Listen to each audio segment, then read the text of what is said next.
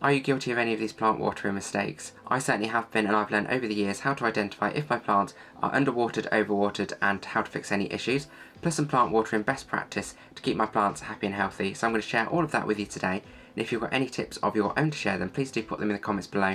I'd love to see them, and you'll also be helping out other viewers. Plant watering issues are some of the main reasons why plants die. While plants need water to survive, just like us, sometimes we give them too much water thinking we're giving them more care when actually that causes more harm than it does good. The same if you're maybe forgetful and you sometimes forget to water the plants, they can dry out and again cause harm to the plants. So here are some things to look out for to identify if they are underwatered or overwatered and what you can do about it.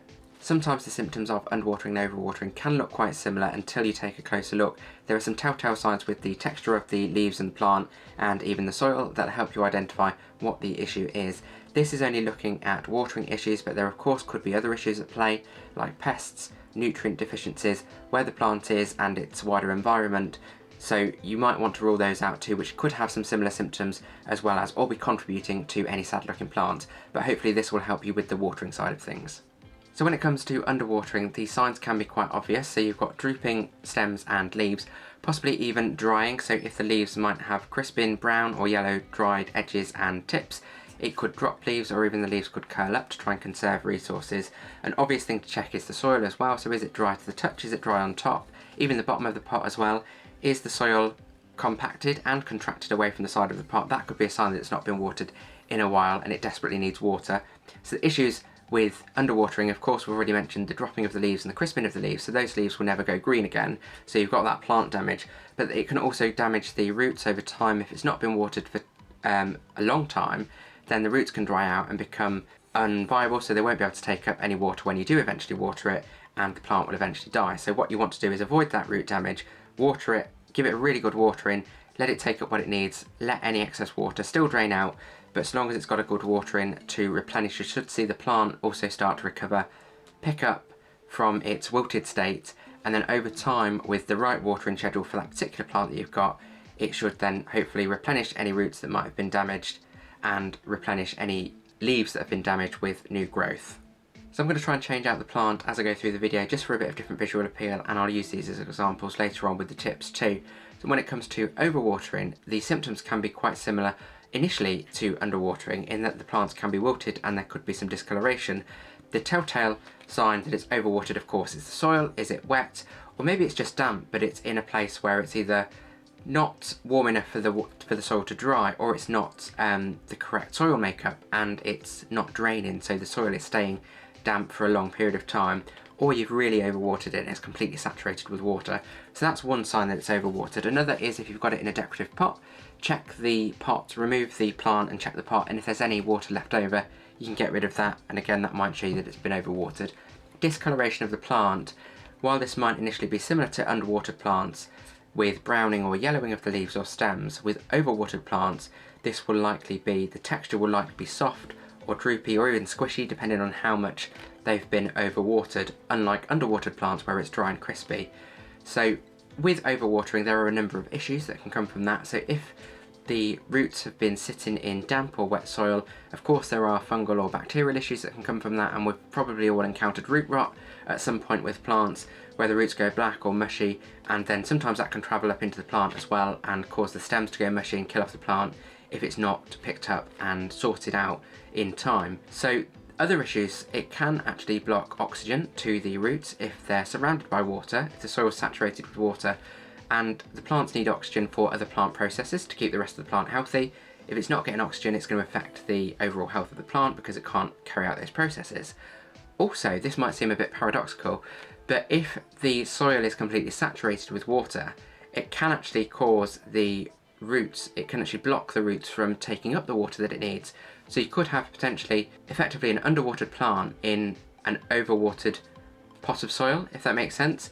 So that's why it's really important to get the balance of water right for your plants, just to avoid any of those issues happening. So if you have an overwatered plant, what you can do, if you think it can dry out, if it's not been overwatered for too long, and you think that it can dry out if you put it in the right place, maybe put it in a warm spot, let it dry out, and then just water it correctly going forwards. If it is too overwatered or it's been overwatered for a long period of time and you've got lots of various signs and damage going on the plant, then what you can do is take it out of the soil, completely remove all of the soil, check the roots for any root issues, mushiness, black roots, things like that, and then trim off any roots that are damaged. Providing it's still got some healthy roots, it should be okay. Give them a rinse to obviously get rid of if there's any bacterial or fungal issues going on, and then pot it up in some drier soil. You can remove any discoloured leaves and stems, they won't go green again, so just get rid of those, and then give it the right watering schedule for the type of plant that it is.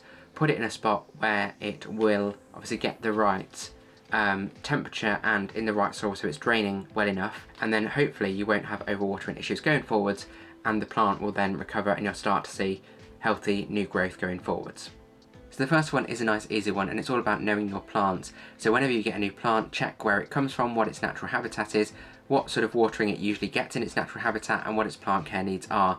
Even if plants look quite similar, such as leafy green plants or succulent type plants, they might still have different watering needs to one another. So I've got two different plants here, just for example. I've got the Calathea zebrina, which likes to have moist soil, so requires more regular watering, and the ZZ plant, which actually prefers not to be overwatered and actually likes drier conditions because it stores water in the plant. So I know that when I'm watering my plants, this one needs a lot less water, or perhaps needs to miss a water every time that I'm watering this. On the other hand, this one will not forgive me if I forget to water it. If you've ever had a Calathea before and you forgot to water it, you know that they curl up, they go crispy, and all sorts of other issues can arise with the Calatheas. So it's all about getting the watering amount and schedule right for the particular plants that you've got. And that leads nicely on to this next one, which is about watering your plants with the same amount of water or not, as should be the case. So of course, different plants, depending on the pot size that they're in, the plant type that they are, require different amounts of water. And one example that I've got is a friend, he might watch this video so he might know that I'm talking about him, used to water his plants, even though he had lots of different types of plants, with a little jug and go around and give each plant the same amount of water, and then wonder why some plants weren't as happy as others. So I would tell him it was because of the way he was watering his plants. And I've got these for example. So this in a smaller pot of course needs less water than this one in the bigger pot and the thirstier plant.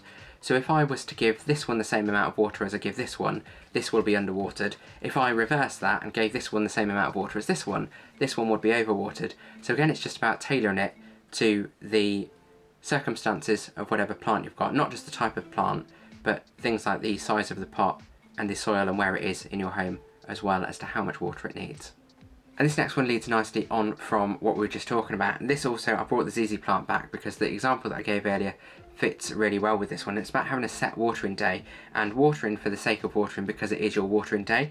So that friend that I was telling you about with the example of the same amount of water also had a set watering day where they watered I think it was Tuesday afternoon, that was when they watered their plants, and gave all of the plants some water. However, of course, different plants need different amounts of water. So if you've got plants like this, as we've said, that need more frequent watering, these will probably be happy with a weekly watering. But these ones, if you're watering them every week, whether it's a ZZ plant or a succulent or a Sansevieria, for example, they might become overwatered because they just don't need that weekly watering. What you're actually doing is watering for your reassurance that you've watered the plant on your watering day, but not for the needs of the plant. So what you can do, one good way, or good thing you can do to check if a plant needs water, rather than give them water for the sake of watering it, just check the soil first to see if they need watering on that watering day. That way you're still remembering to go around and check all of your plants, and giving them water if they need water, but you're not then inadvertently overwatering. So check the soil, is it dry on top, is it dry a few centimetres down? You can even check the bottom of the pot, is it moist or dry, as to whether or not it needs water. And again, as we said about knowing your plants, you'll know which ones need less frequent watering. So you can give them a miss a couple of times and then water them every maybe 2 or 3 times that you do your watering day. So that way you know that the plants that need the water are getting the water, but those that need less water are not being overwatered. So this next one, drought and flood watering, this is possibly something that you might encounter if you are forgetful and forget to water the plants, and then you panic that you've underwatered them, so then you give them lots of water to overcompensate for that and inadvertently overwater the plants. Then they sit wet for a period of time until you remember to water them again or check them again. So that logic is understandable. You might think that they need more water because they've been underwatered, but actually plants can only take up so much based on what they need. So even if you give them that excess water, once they've taken what they need, they don't need any extra. So you can let any excess water drain out or remove it I'll make a point of removing it after you've given them a good water if they've been underwatered previously. And what you might notice, because of that inconsistency of underwatering, overwatering, it can cause issues with maybe stunted plant growth. If the plant is particularly fussy, like ficuses for example, they like consistency, that sort of routine will cause leaf drop and things like that. And then you could even get the issues that we spoke about earlier. If they're sitting in a period of underwatered or overwatered for a period of time, you might notice issues with the roots or discoloration of the plant. One thing that can help, as we've just mentioned, having a set watering day, or at least a set day to check if plants need watering. Then that way you'll remember to go around and give them water if they need water, but then obviously not the ones that don't need watering on that sort of regular schedule. And that'll hopefully get you out of the cycle of flood and drought watering and into a more regular schedule for the consistency of your plants, and hopefully healthier plants as a result. So this Calicia is perfect for this tip, as this is a very full plant. So when it comes to watering, water the soil, not the plant. So you might think, how do you water the soil with a plant like this that's very full and covering the top of the soil? So generally when it comes to watering, what you want to do is, if you top water, make sure you aim at the soil, not the stems or the leaves of the plant. If you bottom water, this shouldn't be an issue anyway, because you'll be watering in the decorative pot or in the saucer, so the water is taken up from the bottom of the pot. And you might do that in instances where you do have very foliage heavy plants, where the top of the pot is completely covered. But this is also where watering cans or containers with a spout are really helpful, because you can try and get it in as close to the soil as possible to then water. If you do happen to water over foliage heavy plants, you might think that you've watered it, but it'll actually go underwater, because sometimes that water can then either sit on the leaves or just get washed away from the soil by bouncing off the leaves, for example, and not actually making it to the soil. So then the plant will become underwatered. Equally, if water is left on the leaves or the stems, that can cause other issues. Just like we've spoken about underwatering, overwatering, the water on the leaves and stems can cause bacterial or fungal issues, and then you might notice discoloration or disease and things like that, particularly if the plant isn't getting good aeration to dry that off in a fast enough timescale as well. So always avoid watering the foliage and aim for the soil, either from the top or the bottom of the plant. Now soil of course plays a really big part when it comes to watering your plants and watering them correctly. So when we are looking at the soil, it's about not compacting it too much in the pot, whether you're potting up plants or maybe doing a bit of housekeeping, just to make sure that the soil in the pot is as it needs to be for your different plants. So when it comes to the soil, you want it to be firm enough to hold the plant in place, but loose enough to allow aeration for the roots and for the roots to grow within the soil. But also, what you might find if you've got compacted soil, the water when you water it either sort of just runs over the top of the soil and runs down the edge of the pot, and so you're not actually getting any water to the roots, or at least not enough, and then you end up with a plant you think you've watered and you've actually got an underwatered plant because the water isn't getting where it needs, or the opposite, where the water goes into the soil, but because it's compacted and not aerated, it's not drying out and it stays damp, and then you've got effectively an overwatered plant with damp soil, roots sitting in damp soil, and then you get the overwatering issues. So wherever you can, just make sure that the soil, like I said, is loose enough to allow the water to go into the soil. The plant gets what it needs, but then any excess still drains out. And you might use other things in the soil to help with that, such as drainage aids like perlite or grit or something like that, which helps break up the soil as well. Just like soil, pots are really important when it comes to drainage of plants, so always use pots that have drainage holes in the bottom so that you can remove any excess water and avoid plants being overwatered. So you can obviously get these decorative pots, and you get the pots even that the plants come in these plastic pots. In order to use the decorative pots, I always just put the plastic pot straight into the decorative pot, and then that way I know that once that plant's been watered, if there's any excess water, it will drain through the bottom and I can just tip the excess water out. It's also nice because it gives it some versatility in terms of plant styling, so I can change this pot up whenever I want to. If I want to put this in a different pot, it's really easy just to transfer that over. And then I can also, just for other plant checks, I can check the bottom of the pot if I need to, whether it's checking if the soil is damp when I'm checking the moisture of the soil, or if this plant needs potting up, I can check if the roots are coming out the bottom as well. And it's much easier to pot up plants from these plastic pots than it is from being planted up directly into a ceramic pot, which is a bit more effort to try and get out. If you want to plant into ceramic pots or into more decorative pots, you can actually get some that already have drainage holes. but they come with little saucers or dishes that you put them in, and then that acts very much in the same way, so they can still drain the excess water and then you can still get rid of the excess water, but that way you've got them straight into a decorative pot if that's what you're after in terms of plant styling. So terracotta pots are usually like that. This one's a different type of clay pot, but you can get some ceramic pots like that. There is another method that you can use where you put stones or grit or something in the bottom to add a layer where any excess water, if you plant the plant straight into the decorative pot, and then you have that layer as a barrier so any excess water collects in there. I'm not a fan of that method because you don't know how much water is sitting there at any given point, depending on how regularly you water in it, but equally it's more challenging to see if there's any issues with the roots, as you can't obviously just pull the plant up unless you're potting it up. And also, when the plant grows, obviously with the plastic pot you know when to repot it because you can see the roots coming out at the bottom of the pot. If you plant them directly into these decorative pots, you won't know that they need to be potted up until you start to see stunted growth or issues with the plant above the soil. So again, it can cause further issues like that. And just like the roots with the plastic pots can start to grow out of the bottom of the pot when it needs potting up, even if you've got that barrier of gravel, for example, or stones at the bottom, once the roots get too large for the soil, they're eventually going to start growing down into that layer of stones anyway, so when that water drains down, you're still going to have roots sitting in soil, which was the whole purpose of having that drainage layer there. So I'm not really convinced that that's an effective way to plant your plants in pots. Always use ones that have drainage holes, either the plastic pots in decorative pots or going straight to decorative pots, but ones that do have drainage holes in.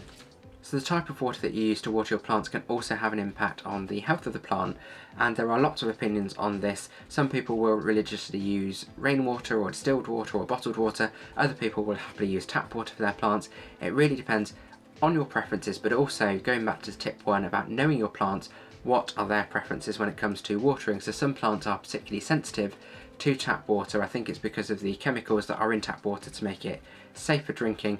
It makes it less safe for some plants. So I generally use tap water for most of my houseplants and they are fine with that, but there are some plants that are maybe more sensitive. So calatheas that I'm holding here, I have seen that it's not just humidity and underwatering that can actually cause the crisping of the leaves. It can be tap water or the chemicals that are in tap water that can cause the issues. Also, carnivorous plants, you might want to use rainwater or distilled water or bottled water rather than tap water, because again they can be sensitive to what's in the water. So check what plants you've got, what their needs are, and then use the right type of water for those plants. I would be interested in knowing what water you use for your plants as well, just in general, because like I said, that can be a bit contentious and there are lots of opinions on that in the plant community. So I covered some of these tips in a previous video all about rescue plants, how you can identify what problems might be with plants and how to fix them. So another way that you can possibly get reduced plants as well and save them, bring them back to full health and grow your indoor jungle for less. So if you'd like to watch that, I'll link it at the end so you can watch that next. If you found this video useful, consider subscribing. I have new videos every week, usually on a Sunday, but I hope you have found it useful in learning more about watering and some tips to help you keep your plants happy and healthy. If you've got any others, please share them in the comments below. I'd love to see them and I'm sure you'll help other viewers too. Again, if you've got any questions, put them in the comments below and I'll respond to everyone, and as always, thank you for watching Grow Your Wellbeing.